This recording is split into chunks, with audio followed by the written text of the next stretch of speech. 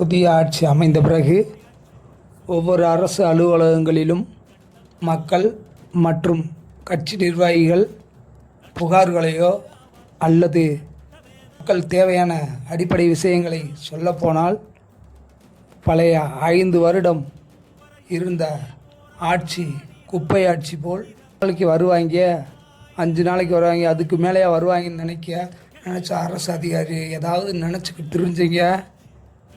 ஒரு மாற்றம்னு சொல்லி நாங்கள் கட்சி ஆரம்பித்து வந்திருக்காங்க பயக.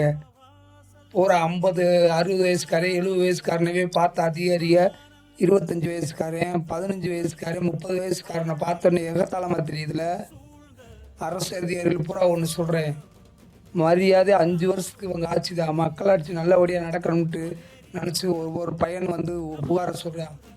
மரியாதையாக நடந்துக்கங்க, இல்லைன்னு வச்சுக்க மக்கள் புரட்சி வெடிக்க. அது பொதுமக்களுக்கும் மற்றும் கட்சி நிர்வாகிகளுக்கும் நான் சொல்கிறது என்னென்னா, ஒவ்வொரு அரசு அலுவலகத்துக்கு முன்னாடியே லஞ்ச ஒழிப்புத்துறை போஸ்ட்டை ஒட்டுங்க. ஒவ்வொரு அரசு அலுவலகத்துக்கு முன்னாடியே காவல்துறை நண்பரை ஒட்டுங்க.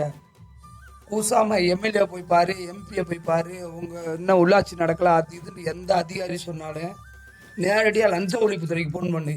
கட்சி நிர்வாகிகள் அத்தனை பேருக்கு சொல்கிறேன், பொதுமக்களுக்கும் சொல்கிறேன் சேர்ந்து.